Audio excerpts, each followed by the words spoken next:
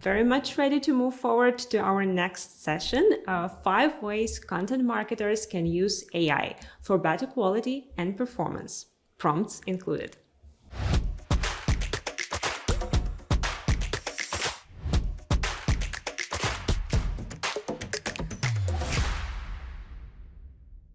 And our next speaker is Andy Crestodina, a co-founder and the CMO of Orbit Media Studios. Andy, hello. Great having you today and welcome. I'm very glad to be here. That was an excellent session, and it was an honor to be invited to this event. Great. Thanks a lot. I suggest you say a couple of words about yourself because you can do it better than me, and then we'll move forward with the session. Sure. So I started a digital agency focused on websites in 2001 and learned immediately that I had to understand analytics and SEO. And then sometime later in 2007, I realized that I needed to keep in touch with lots of people over long periods of time. So I got involved in content marketing, which at the time we just called blogging and email. And so I've maybe 24 years of experience in SEO and analytics and 15 plus years of experience hands-on in content strategy, blogging, influencer marketing, email marketing, social media, content, all the related things. And now, I've got 24 weeks of experience in AI. So I'm happy to share everything that I've learned. Great. We are excited for everything that you are ready to share today. So the stage is yours. Thank you. Okay, I'm going to share screen and let me know if we can see this. This should work just fine. Presentation mode, look good? Okay, here we go.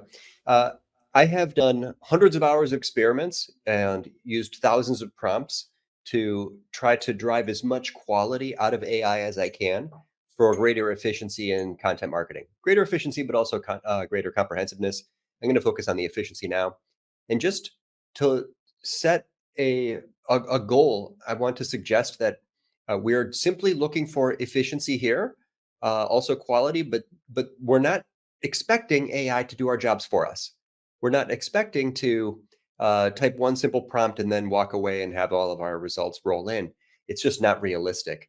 So to set a realistic benchmark, I want to suggest that we're looking for like a 20% lift. That would be a big win. It's not unattainable. It's not expecting too much. So everything that I'm going to do, I'm going to come back to kind of that goal of just like a 20% improvement. Now, one of the most common questions I get and everyone's asking everywhere is like, how can AI help me write articles? Sure. Do they rank in search? Like, can it do this for me? Can I write an article with AI? I think it's a kind of a strange question when you think about what's involved. I've written 580 articles in my career. I wrote a book. I've done hundreds of videos. But really, if you think about what writing an article means, it means a lot of things. You have to understand the audience, brainstorm ideas. There's outlines, there's first drafts, there's all the related promotional stuff, social posts and email copy, SEO edits. So the people that are very good at AI are taking a standard operating procedure, maybe they have SOPs or processes, and they look at every different step and ask, is there an AI use case for each separate step? Much more useful. Break it down, and then you're more likely to get results. So this will be, in some ways, maybe not a shorter answer, maybe kind of a longer answer, not a shortcut always, kind of a longer path to get to that quality result. But ultimately, it's going to be about two main things. I want to start by training AI to be like my audience, and then I'm going to next train AI to be like myself, to write like me. And those are two very separate things, two separate types of training.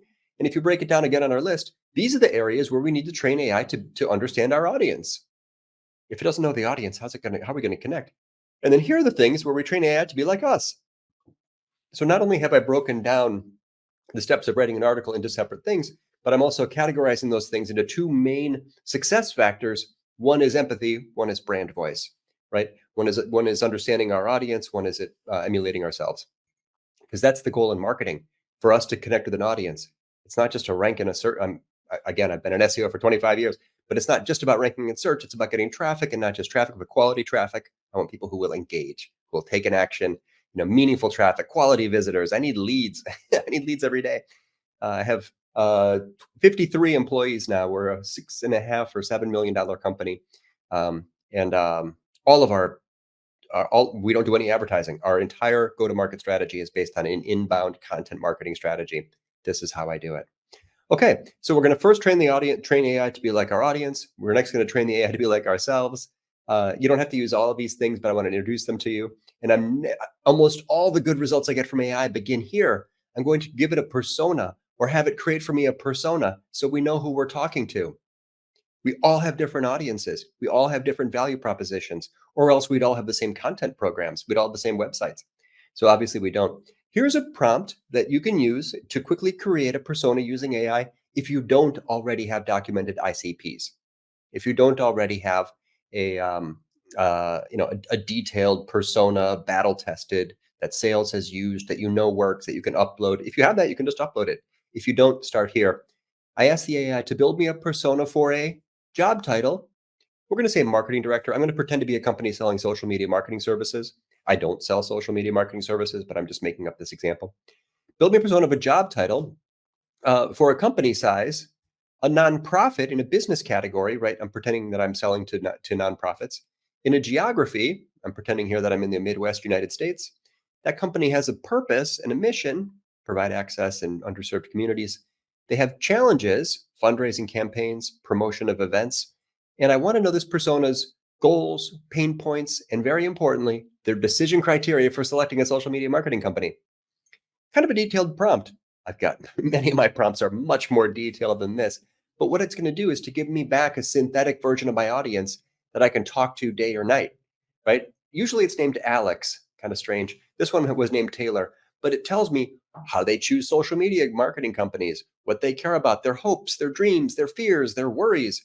You can also add some other words in there. More recently, I've changed that prompt to include like emotional triggers, list their emotional triggers. Very useful. Okay, so now I've got a good start. I have to fix it. Don't trust AI. It's wrong. Of course it's wrong. It doesn't know. You just typed in a few sentences. I mean, it's not going to be perfect. You now correct it. Tell it to correct it. Tell it to improve it. Tell it what it missed. So once you edit it and you have a feeling about it, this was my quote from Ardith Albee. Ardith is a persona marketing expert who's done this for 200 or 300 companies. And I showed this to her and I said, Ardith, what's wrong with this? Tell me, how is this is it a mistake to use this? And she said, Andy, I don't trust that. Good. Don't. She's right. Don't trust it. Fix it. Change it. Make it better. It's not, you're rarely ever going to get an A+ result from a single prompt. You need to iterate. Okay. Once you have it and you like it, you can save it, name it, keep it. I'm using ChatGPT. I have a ChatGPT Plus account, so I can use GPT-4. I'm going to name that, and I can come back and talk to that anytime. I can ask it anything. I'm a content marketer, right? Hey, persona, what would help you? What information do you need to help you get better at your job? What social posts might you click on? What information might you search for? What research could I publish that would help you with your current initiatives? And by the way, what do you hate about looking for social media marketing companies? We should all know what our audience hates about looking for our services. That way you can adapt that. You can address part of digital marketing and conversion copywriting is about addressing objections. If you don't do good objection handling, you're not going to have as many leads. So this is a really important question. My point here is that you can talk to this day or night. It's an artificial version of your audience, and that it's inexhaustible. You don't even have to be polite. You don't have to schedule a call. How much money would you pay for this? Who are the other decision makers in your company? How long do you think it'll take to choose the social media marketing company? So many useful things that you could test your sales scripts in this. You get the idea. Now we're ready to move on to our 5 steps. I'm going to list for you 5 of them. The first, content ideas. This is actually the most popular use case for AI in content marketing, is simply brainstorming ideas. This is what the lazy prompters do. Write 10 article ideas for a company that does marketing for nonprofits. Do you really think that's going to give you a good result? It's general, it's generic, it's average. That's what happened. AI ate the internet and came back and gives you the average of the internet. AI, as if AI stands for average information. It's kind of a joke, but I think it's really true. Unless you're training it first, AI is going to give you back the average of the internet. It consumed Common Crawl. What is that? 85% of the internet? Of course, it's going to come back and give you kind of everything that it makes taste like water until you have trained it. So far better to say, hey, persona, what are your biggest concerns on this topic? It gives you a giant list. Pick one of those concerns. This one's cool. Partnerships and collaborations. Great. Okay. That's one of the top concerns of my audience. Very good to know. Now I write a prompt that says suggest practical articles for this audience. with advice on what? Forming strategic partnerships in mission-aligned organizations. I copy and paste in one of their top concerns into my prompt asking me for article ideas. Very different, right? First build a persona, then talk to it about its information needs, and then ask for articles related to that information need. You're going to choose a topic that is naturally aligned with your messaging, your value, your other recent topics, something that connects to kind of a pillar piece or whatever. Like you can be a strategist here. You're not just like flinging ideas like long shot prompts. The answers are quite good here, actually. Look at this one. The art of collaboration, crafting win-win proposals for nonprofit partnerships. Wow, that's way better than a typical response, right? That's like it's because I picked the topic. It told me the concerns. I picked the concern. Next, we're going to write an outline or call it a creative brief. This is also a popular use case. People that are panicked about AI and worried about the labor market are still often okay with having AI create a general structure. It's not writing anything for us yet. We're still in the same prompt where we trained it on the persona. This is the same prompt, right? We trained it on the persona, and now we're talking to the persona. Write an outline of a practical article for Taylor on this topic. Copy and paste in the topic. See how I'm building up? I'm still only takes minutes. It's not a super time-intensive process, but I'm training it as I go. I'm iterating on my prompts. So within the same persona chat, ask it for an outline. Tell it the goal of the article. The outline, I think, isn't too bad. Introduction, crafting a proposal, the structure of the proposal, building a narrative, presentation, follow-up and negotiation. I might have missed that. Yeah, proposals of, it's not just about the proposal, it's about the follow-up after the proposal, right? Case study, templates. Wow, great idea. Put a template in this piece. Strong. I think that's strong. This looks good, right? I told you I've written a lot of articles. I've been exposed to a lot of content in my time, and this to me looks like a good starting point. Is it perfect? No, of course not. We don't expect it to be perfect. We have to edit it. Now go fix it, make it better. This was just ideation. It's not doing your job for you. It's an assistant that helps you. Right now, it's an assistant content strategist that's supporting you and giving you a draft or a brief that you can then go work with. Now we can begin to write. Now, this is totally optional. Everything here is totally optional.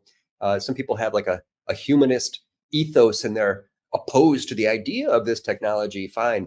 If this offends you, don't do it. If you want to try this, it again might take a bit more than you think. We're going to have to train it. We're going to train the AI to be like us. We're going to give it lots of training data, and it's a multi-step process. Okay, this prompt is long, very long. Read these blog articles written by Andy Crestodina. Summarize his style of writing. Copy and paste an article, copy and paste an article, copy and paste an article. This I did in a Google Doc.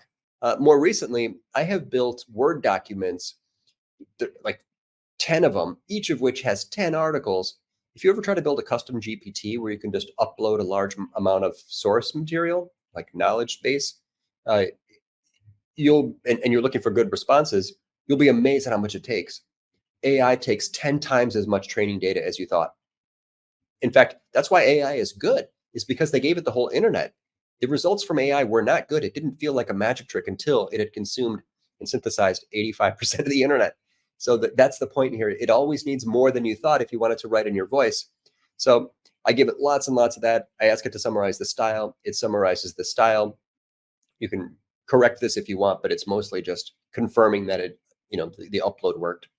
And now you can ask it to write something in this style. Writing in Andy style, create a draft blog article from the following outline. So you move the outline from the persona prompt conversation into this trained writing assistant conversation. These are separate chats, right? If you're using ChatGPT.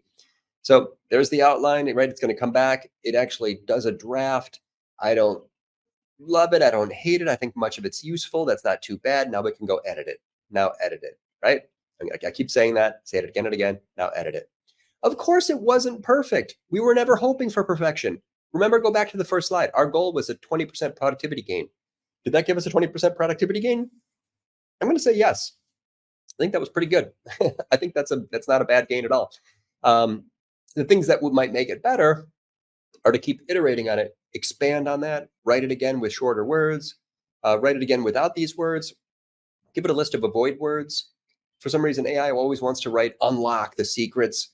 I would never write unlock the secrets. That's AI typical content. Very weird.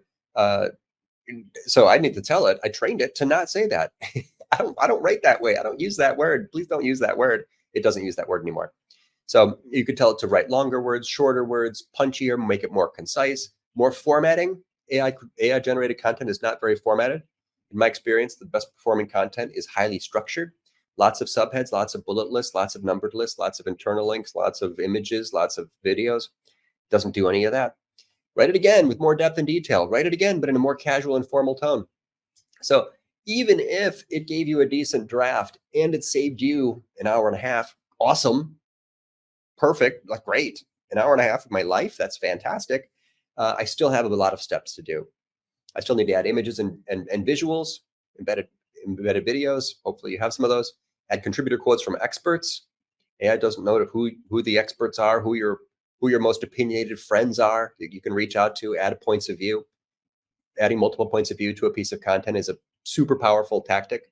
It both increases the reach when they share it, and it increases the scannability with their face, and it increases the quality because you have multiple points of view. We're sort of in an era now where we're past single point of view content. I never write an article without a contributor quote. Journalists don't write articles without sources. Why do marketers keep writing articles without contributor quotes? It's a missed opportunity to grow your network. Influencer marketing, super powerful. Okay, I'm digressing. Specific examples, supportive data, internal links, strong opinion statements. That's a good one too. AI, again, tastes like water. It doesn't know how to throw a punch. It doesn't have strong beliefs. It has no opinions. If you want to take a stand, you're automatically differentiated from AI. You believe in that. You believe for something and therefore against something. Plant a flag. Now you're different, right? That's called thought leadership. Write something that someone can disagree with, right? AI does not know how to throw a punch. You can do it. It cannot. Strengthen the language. Make it more forceful, more direct. Believe in something. It has no beliefs. Moving on. Okay, now you can save that prompt. You trained it. Keep it. Today, probably we do this with a custom GPT if you're really serious about it. You can do it all with ChatGPT Plus, or you can buy tools like Jasper, Writer, Copy.ai. Next, let's write some headlines. I'm just going to click through quick because this is basically the same process. It just gives you a basic headline when it wrote that draft article for you. You could also just give it a pile of headlines that meet your brand standards, that have your voice and tone, and then ask it to write another headline in that. It summarizes your headline style, and then you can just ask it to write 5 alternate headlines for that article, or 10 or 20, which it will do, and they will. They might be good. They'll give you ideas. You'll go improve them. I didn't think that those met my standards because I try to put numerals, not just number words, but numbers in my headlines. So I asked it to write numbers. That's how AI works. It's like a spell book when you have all of your prompts collected and they're finally sort of validated as ready for prime time. But until then, you have to keep iterating and keep talking to it. One great tip when you have if you edit these headlines and get it to where you like them, don't quit yet. Go back and give those back to the AI to train it to do a better job next time. Say, here, I took your headlines, I edited them in these ways. Here are my final headlines. In all future prompts, please align your generated headlines with these headlines that I have that you generated, but I then edited. You're going to get better results that way. Don't close the tab until you have gone back and given it back the edits that you made. It's generative AI, right? You're trying to get it to learn. Okay, name it, save it, keep it, use it again and again. Quick note: there's no such thing as headlines. This is maybe not surprising. It's kind of a light bulb moment for me. There are article H1s, there are title tags, there are email subject lines, there's social media posts, there's video titles, but these are all different. There's no such thing as a headline on the internet. I don't know what a headline is. The word comes from old print offline media. All of these have different success factors. All of these have different outcomes. So take a screenshot or grab these slides or get this in my book or look me up online. Search for how to write a headline. You'll find my article there at the top somewhere. And it breaks these down. So really properly, we should be using AI to create each of these separate elements. For example, subject lines. This is interesting. I had that. I think that this is almost commodity content, so I think that the YouTube video descriptions and email body copy, you can just have AI do those for you. Saves you time. They're not really I think they're good things to let AI help with because they're not huge success factors, honestly. I'll show you why. So when it writes the email copy for that, I've then tested this. My copy written by hand, AI's copy written by ChatGPT, to see the subject lines and the email body copy, which had better results. It was a tie. The reason it's a tie is because people open or don't open email based on the sender, not the subject line or email. The biggest key success factor in email marketing is the sender name. Do they trust that sender? There are people who send me stuff, I'll open 100% of it. If I don't know it or I've seen it before, I'm going to open 0% of it. So email, as Ann Handley would say, is a relationship. Optimize your from line. The from line matters more than the subject line. Email is a relationship. It's trust between the subscriber and the brand. That's what triggers opens more than anything else. So true. So go ahead and have AI write your subjects and emails. I don't think that what really drives success in email is that your reputation with the recipient. Okay, finally, fifth, SEO edits. I'm going to combine. This is kind of technical, but I'm going to combine some reports and some inputs with the copy itself. So this is an example of an article that maybe I have on my site if I'm selling social media marketing services to nonprofits. Lapsed donors, people who stopped donating. I need a letter to send to these people who stopped donating to my nonprofit. Right, I'm pretending to be my audience, when they scroll through, they might see me. There I am. I'm way down there, ranking number 5. How could that content rank higher? Can AI help? The answer is yes. First, we'll look at the page. It's a fine page, 900 words, 5 sections, an example, 1 image, dense paragraphs, no contributor quotes. Right, the visual is not very helpful. So I think that we could make this better. One way is to include more of the semantically related phrases. You want to rank higher? SEO is not about using the target key phrase more times. Title, header, body text, that's good. You need to use all those semantically related phrases, all the closely related phrases, all the related questions, all the subtopics. Incorporate those into the copy. You've improved relevance in the modern SEO way, right? Semantic SEO. So how do we find those semantically related phrases? They're in Google, right there. Examples, templates, samples, how to re-engage, put those on a list. People also ask box, how do you communicate with? Get lapsed donors back. What is a lapsed donor? Put these on my list. I'm building a list of semantically related phrases. Go search for the key phrase, scan down, see the bolded text, fundraising letter, donation request letter. These are bolded in search, right? They must be semantically related. Lapsed donor letter. Okay, I can go put all these on my list. There are other tools that you can use for this. We've got our friends at SE Rankings can help with this. There's lots of support you can get. Pick your favorite tool. You can export a list of closely related phrases or pick a SEO copy edits tool. But in the end, I'm going to go to the page and just do Control F to see if I used these. No, my page didn't use these words, right? What is a lapsed donor? Didn't use template, didn't use donation request. That's just Control F, right? I'm doing basic, very quick SEO. Now watch this, and here's the AI. Write an additional section. I'm not going to reduce the relevance of my existing copy if I just have it write additional copy. Write an additional section for the following article, copy and paste, that would include the following words and phrases: sample, what's a lapsed donor, template, donation request, lapsed donor letter. You can also export a list of semantically related phrases from your favorite SEO tool and upload those. Now it knows the current copy. Now it knows those semantically related phrases, and it's going to come back and write a keyword focused section for you. Very helpful, right? It's actually not bad. Of course, it needs edits. So all we did just there, and I have other SEO methods. We don't have time for them all today, but it's to find an almost high ranking page, striking distance key phrase, find the semantically related phrases for the target phrase, for the target primary key phrase, use AI to write a new key phrase focus section, basically like paperclip and FAQ section at the bottom, and then add those to the article. Very confident in the results of that method. I think I have time for a little bit more. I'm going to go into a bonus section, which goes past content marketing into the money-making pages, into the commercial intent pages. All of our websites have 2 kinds of copy, right? They have copywriting for sales and lead gen, and they've got content marketing, which drives, social and email subscriptions, and it's that helpful, useful stuff. But it's those sales pages that have sometimes like 20 times the impact on lead gen. Just go look at analytics and look at the starting page. Create comparisons in GA4 for landing pages that do and don't contain the word blog or wherever your content is, and you'll see the conversion rate for lead gen is probably 20 times higher, sometimes 50 times higher for those money pages that are optimized to sell, optimized to attract high intent, qualified visitors that need your services, that raise your hand, that fill out your contact form, that need our, in this scenario, marketing, social media marketing services. Here's my little graphic that shows the two kinds of visitors. All of our websites have two kinds of visitors. Those are the transaction intent. Those are the information intent. They search for two kinds of key phrases: dollar signs or euro signs and question marks. And they land on two kinds of pages: sales pages and content marketing stuff, right?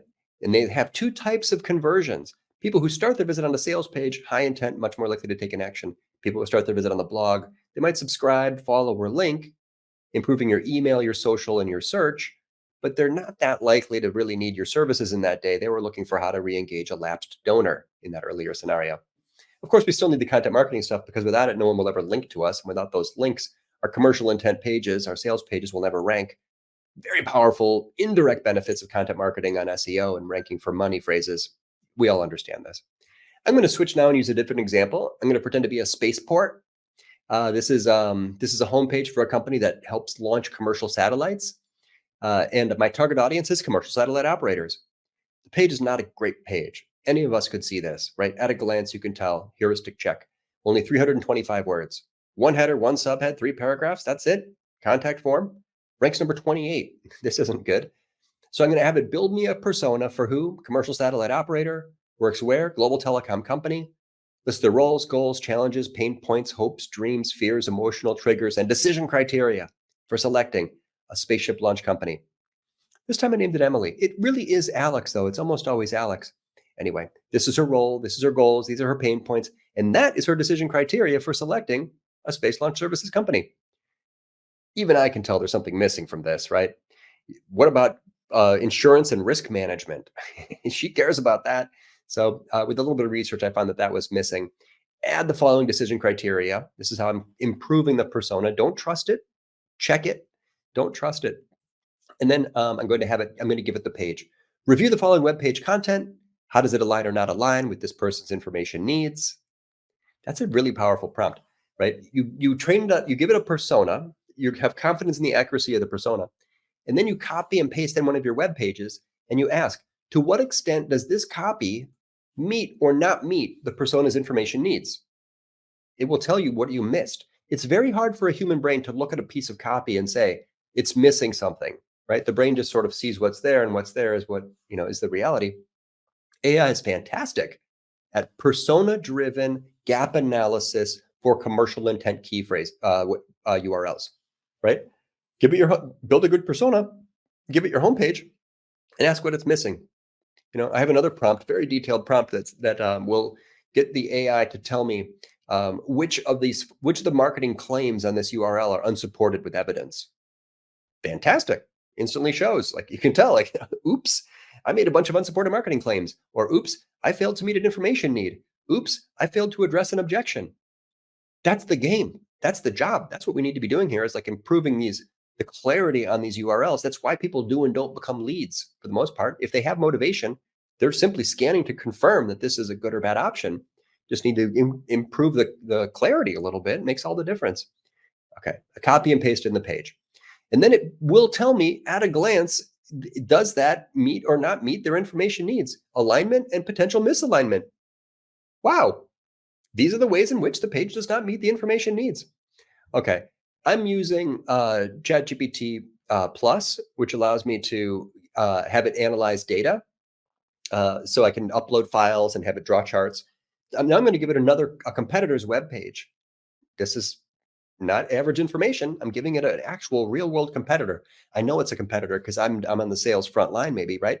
And now I give it another web page, and then I'm going to ask it to evaluate the extent to which each of these pages meets or does not meet my audience's prioritized information needs. I'm going to read this. Here's a copy of another web page. Which page is more likely to be helpful and informative to the persona?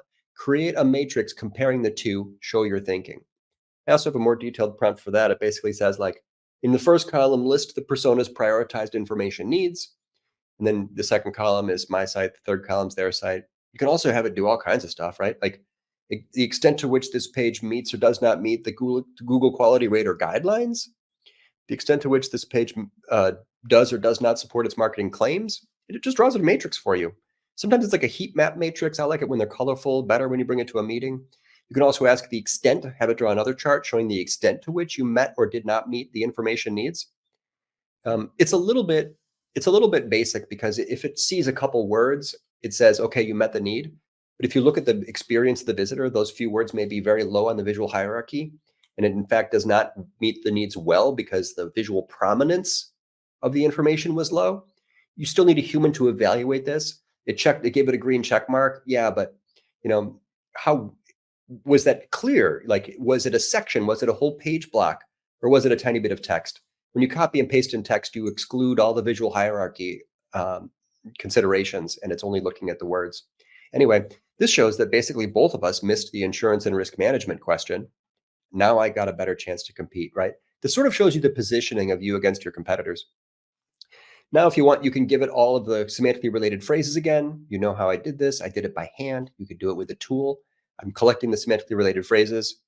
And now I can actually copy and paste those into a prompt and say categorize them, because there's a bunch of them. I found many, so I'm going to have it first categorize.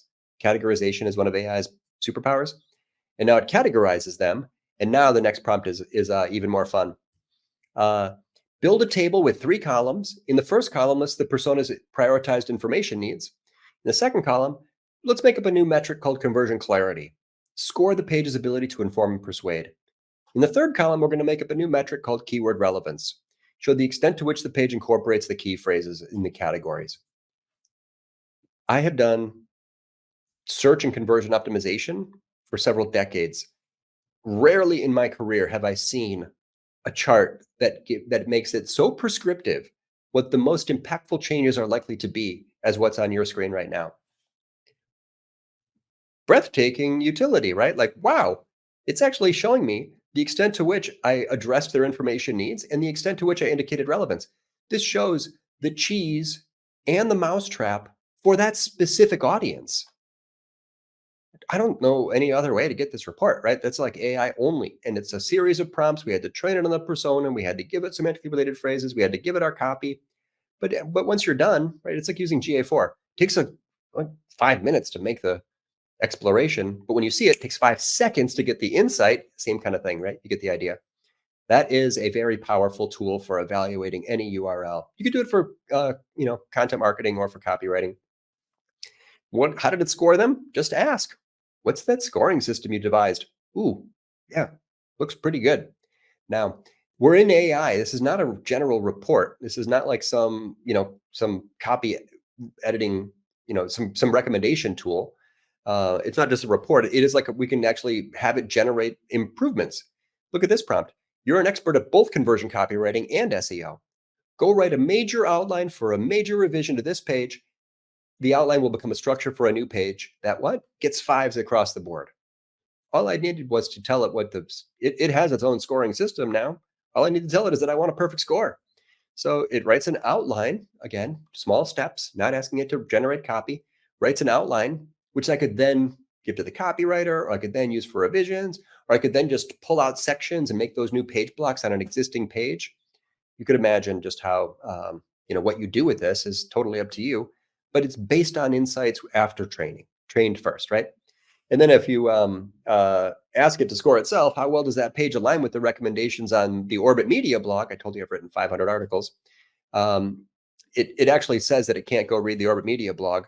I told it that it already read the Orbit Media blog, and then it pretends that it already read the Orbit Media blog. And you could actually do this for anything. Evaluate this against the recommendations of Copy Hackers or Joanna Weeb, or tell it that it already read Copywriting Secrets by Jim Edwards. You could actually tell it that it's read the books that are the best source material. Use the outline to write a revision, expand on the copy, use persuasive copywriting techniques. The goal of the page is to rank and convert. You are Andy Crestodina, the author of Content Chemistry. You've taken Joanna Weave's copywriting course. You have read Copywriting Secrets. Tell it that it's me, if that helps you. Rewrite the draft based on the outline, include the key phrases and SEO best practices while using conversion copywriting techniques. Then I asked it to score these two I said, use a unexpected visualization to score these 2 pages, the original and the draft, against their ability to meet the success criteria. So it made a spider chart, kind of cool. That was the original. There's the revised draft. I love asking AI to make charts. Okay, wrapping up, we'll leave some time for Q&A. We did not do these all. With a longer format, we could do them all. But these were the things in my beginning. My little thesis was that AI is, writing is not one thing; it's many things. Okay, so which of these things are good for you? Audience research, that's how I use it. Brainstorm ideas, that's not how I usually use it. I sort of know my audience, and I always, I've got an idea for what I want to do next. My article today was nothing AI would have suggested, but it's really important for both sales and marketing. I don't use it to write. This is me personally. I don't use it to write outlines or to write first drafts. I do sometimes use it to write social posts. It saves me time. I have used it to create visuals, DALL-E or Midjourney, fantastic. I don't always use it for that. Most of my visuals are GA4 screenshots and stuff. I use it to write email marketing copy. Why not? I'm not personally using it to write SEO copy edits, but I can easily imagine myself doing that. I do use it to write descriptions. I've used it to convert between formats, taking transcripts, writing articles. I don't use it to edit my copy. And I have experimented with and gotten great ideas for editing service pages. That's me. You choose your own adventure, whatever is useful to you. We're not telling you have, there's a right way to do it or a wrong way to do it. Last point, if you want to be different from AI, if you're worried about a flood of low quality content, I'm going to give you some tips. I'm going to start with Jay Baer's quote. The problem is not that AI is doing what marketers can do. The problem is that marketers keep doing what AI can do. Stop doing what AI can do. Do something that AI cannot do. Here's an example. I wrote an article about GA4 versus Universal Analytics. And in it, I made a strong case that GA4 is better. I know you're all freaking out. No one wants to hear that. I believe it's true. I believe strongly that it's true. I can do many things in GA4 that I cannot do in analytics or in Universal. The first thing that's different is that I know that that's the perfect timing for my audience. I published this right before the July 1st cut date. And then I make a statement like this. Look at that. GA4 is better than Universal Analytics. AI can't write that sentence. Literally, it will never write that sentence. You'd have to try hard to prompt it to take a stand. It won't normally do that. Strong opinion. It's a weakness of AI. It's a strength of humans like myself. A video of me walking through my entire thinking. AI can't do that, right? And then when I get down here, my comparison, GA4 versus Universal Analytics. I've got a metaphor. I've got side-by-side chart. It's a big visual. AI really can't do that. That's based on a strong point of view. And then AI doesn't know my angriest friends. None of my friends agreed with me, but Mike King, Justin Rondeau, you've got John Henry Shirk and Court and Alex and Amy and Zanti. AI doesn't do influencer marketing. It doesn't have your relationships. Only you do. You can reach out to your friends and ask them for their point of view. So take a stand, know your audience, leverage relationships, make video versions of detailed articles. Very fun.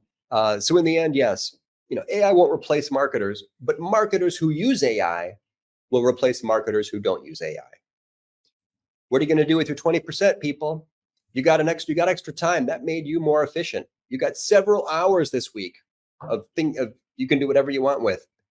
I am going to spend time with my little girl. She's 5, loves ice cream.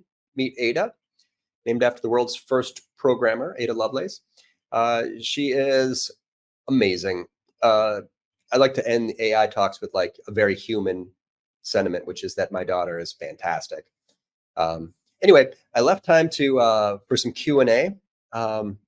Hopefully we have been live this whole time. So I'm going to stop sharing screen and then we'll start a conversation. Thank you, Andy. That was awesome. Yes, you were alive. We've heard you well. Thank you for sharing all of the prompts. And you really work magic with ChatGPT. A lot of people told that in chat that it's mind blowing. So thanks a lot for joining and sharing all of that. Okay, back to the questions. First one is, how can content marketers best tailor AI tools and techniques for different types of content, such as blogs, videos, and social media posts to maximize engagement and reach? That's a great question, because different things work well in different formats. So when you tell AI what format it's creating for, it will generally produce better stuff in that format. But if you just ask it to write social media posts, it comes back with so many emojis. it's the language is very, it's like too much. It's trying too hard. It read 1 million articles about how to make social media posts, and it came back with, and what it learned from those million articles is that you should do these very loud, bright things and contrast and emotion. That may not be your brand standards. That may not be your style. It's not my style.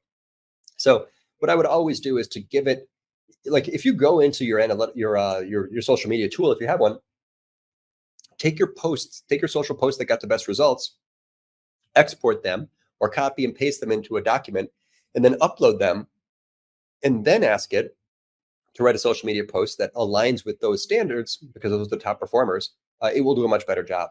Similarly, you could export your top performing videos out of YouTube Studio. You could export you could grab the copy from your top performing landing pages discovered through GA4. Whatever the thing is that you want to train it to do, use data to grab the top performers in that format, and then give it those top performers, and then ask it to create something. That's going to take you maybe hours, and it's worth it, because once you've got a big giant document that has, this is the top 20, our top social media posts from the last 2.5 years, share that with your team. Everyone can then go use that. It's very, very useful later. We're all learning now that we want tools that give us clean exports of data. We all want to have a bunch of files around that we can use to quickly train AI. This is kind of the future of brand standards is an AI-friendly upload. Probably that's what we'll all be doing in the next couple of years. Nice one. Thanks a lot. Again, very actionable. And moving forward, based on your experience, what are the key limitations of using AI in content marketing at present? And how can content creators effectively work around these limitations to maintain high quality outputs? Well, I'm not successful at getting AI to give me back very formatted content. So let's say, so as a general rule, when I write content, I know that only 20% of the words get read. You can do this research yourself. Take your analytics, look at the average time on page, or average engagement time, and then look at the average word count on these pages, and make a scatter plot chart. You'll see probably 20 to 25% of the words are getting read on your articles, assuming a 250 word per minute reading speed. Okay, great. So our visitors are not reading, they're mostly scanning. No problem. I'm going to slow down my scan readers by creating content that is highly formatted. Subheads, bullet lists, bolding, internal links, multiple images, short paragraphs. It's really hard. I'm not successful so far in getting AI to create for me things that are that structured. So what AI is doing, it will make outlines for you, and then it will write draft copy for you. But to end up with a piece in the end that has, I never write paragraphs longer than 3 lines. I try to put an image at every scroll depth. It takes a lot of work after that. So really 20% efficiency gain is about, where we'll land in the end, until someone makes it. I don't know how, it's hard for me to even imagine it. Of course, I'm sure it will, but hard for me to imagine AI producing content that's as structured as the content that I produce. Maybe later. Great. Thank you very much for this.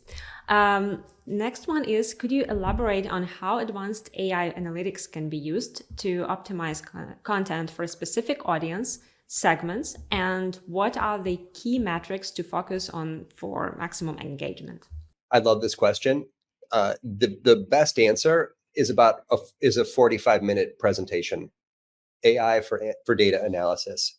You can take reports out of any of your tools and then fix them because they're not structured enough to be AI friendly. Like everything you export from GA4, you have to delete those top 9 rows of comments. Anything you export from LinkedIn, you have to then clean it all up. Different tools have different levels of structure in their data, and AI wants very structured data. But if you have a spreadsheet that shows the performance of anything, and it includes the text of that thing or the title tag, for example, like so you can analyze topics. You can then upload that to AI and have it draw charts and find correlations. I did this, I can share some links. I did this with my LinkedIn data, and I can tell you exactly which of my topics I talk about on LinkedIn drive the greatest comments and reposts. And it's not the ones that drive the greatest impressions and followers. Very interesting. You can upload all your email campaign data and have it tell you like, which day of week visitors are most likely to open. Super interesting. You can have it measure the performance of conversion rates of your specific articles and see which articles you published trigger email subscriptions the most. Wow, that's really hard to do without AI. So all these things, if you can get an export from any of your tools, from any channel that shows the topics, that's the really key part for content marketing, that shows the topics or title tags or the tech, the social posts and all the metrics for that, impressions, engagements, whatever content or rankings or anything. Google Search Console data works great. Then you can ask the AI to find you the correlations, and then you'll soon be getting ideas for adjustments to a content strategy. Great, great. Thank you for a great answer. Okay, we have another 5 minutes for questions, so I will try to choose the best ones.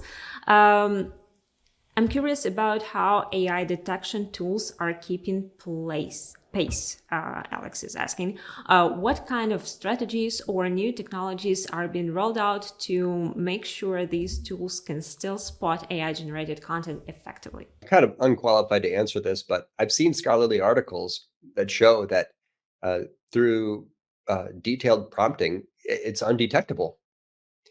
I really can't imagine how it could be detected. It's if you go through methods like I was showing, how does it know if that was generated by AI? You really went, you trained it on your brand and it's specific to your audience. I think that I sometimes read things that look to me like they were AI generated through a single lazy prompt, but multiple prompts and detailed trainings make AI-driven content undetectable. And of course, let's go back to the initial thesis here, right? Writing content is not one thing. Is it detectable whether AI helped that person create the idea? Is it detectable if AI helped that person with an outline? Of course not. Is it helpful if the writer used AI to evaluate the 6 possible title tags and got predictive AI responses on which would be best? Of course not. So remember, writing is not one thing. And with detailed training and multiple prompts, I don't think AI could ever be detectable. And honestly, it doesn't matter. I don't know that it makes a difference to the reader, to the search engine. Really all they care about is relevance and utility and clarity. So I understand that secondary education universities are freaking out, but I think that people will soon give up because I don't think you'll never know if it was used properly. That's an interesting future for education, actually. Okay, this one is good. Speaking about strong personal brand, which matters a lot in content marketing, can we use AI to create a strong personal brand via text without relying on visuals? Yeah, I actually 2 weeks ago I wrote an article about AI for LinkedIn, and I gave examples of how you can give you can prompt AI to write a better about section, write better job descriptions for you, write a better headline for you. You can use AI to create a new headshot for you, of course, using paid tools. There's some really good ones. And in the end, these are things that would support the brand. But what creates a personal brand? The quality of the content. Yes, in many ways, AI can help with that. Frequency of publishing, if it makes you more efficient, AI can help with that. But I found very interesting use cases in AI and LinkedIn. For one example, if you give AI a job description and a LinkedIn profile and ask AI to create a SWOT analysis showing this person's strengths, weaknesses, opportunities, and threats in doing that job, it will map together the likelihood of success for that person in that role. If that's you looking for a job, you can tailor your LinkedIn profile using AI to map together specifically to the requirements of a position for profile or resume, or just find gaps. Again, AI powered gap analysis. But no, I think it's if LinkedIn is the home of your personal brand, I would look for that article. It's on orbitmedia.com, how to use AI for LinkedIn. In this, and by the way, people were wondering if they can have all of these prompts that you've shared today in any format. So if you are willing to share that, it would be awesome, I think. Of course. Thank you very much. That was really insightful. And as I've mentioned, your work magic with the AI, please continue sharing your insights with us. We'll be very happy to continue these discussions again. Thank you. Thanks for having me. Take care. Bye-bye.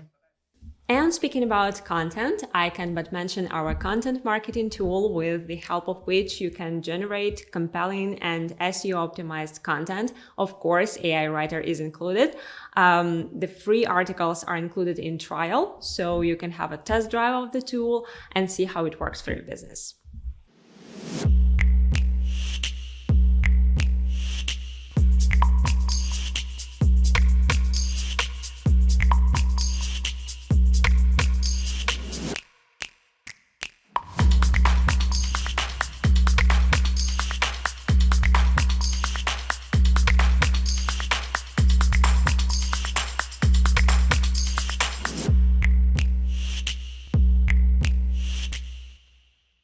And if you have no free trial yet, you can get an expanded trial for SE ranking by a QR code you can see on the screen or by the link in chat. So you're very welcome to have a test of it.